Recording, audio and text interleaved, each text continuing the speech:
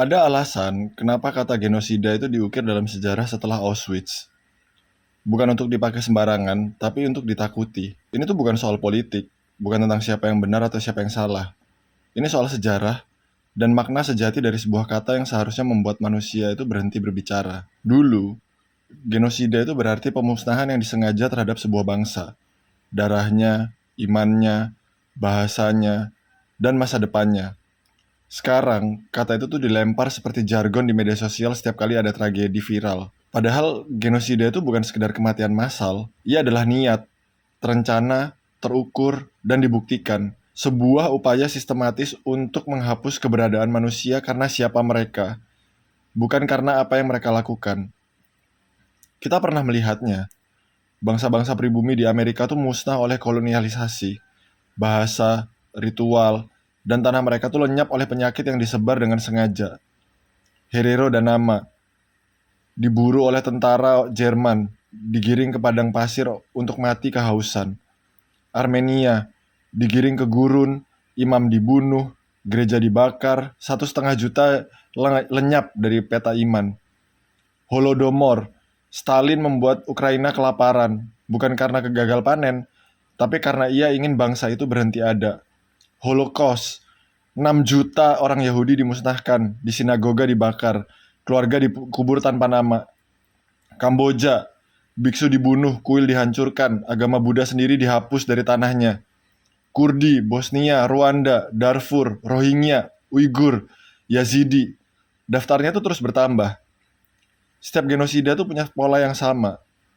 Klasifikasi, dehumanisasi, pemisahan, lalu pemusnahan. Dan yang paling menakutkan, semuanya selalu dimulai dengan kata-kata. Istilah genosida diciptakan oleh Raphael Lemkin, seorang pengacara Yahudi Polandia yang kehilangan keluarganya dalam Holocaust. Ia tahu, sebelum darah tumpah, bahasa lebih dulu dirusak.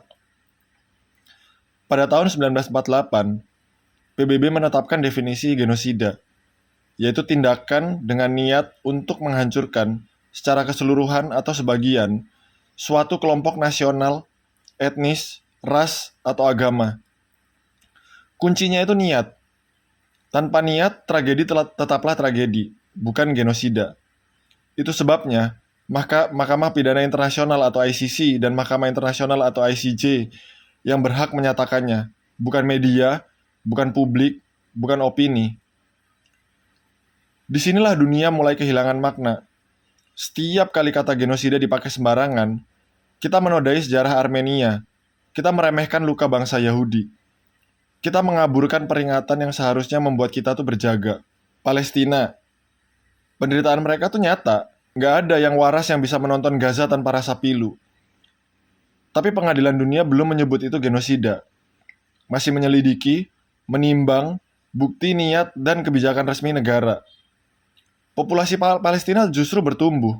Artinya, penderitaan itu tragis, tapi definisi hukumnya itu berbeda. Apakah itu membuat derita mereka jadi berkurang? Enggak. Tapi jika semua disebut genosida, maka tidak ada lagi yang benar-benar genosida. Raphael Lemkin menciptakan kata itu supaya dunia itu punya garis merah yang tidak boleh dilanggar.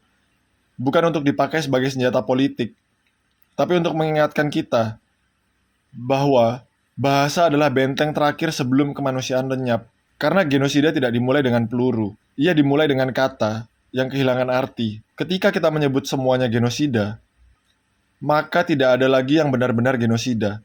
Dan ketika kata-kata kehilangan maknanya, kekejaman kehilangan gravitasinya.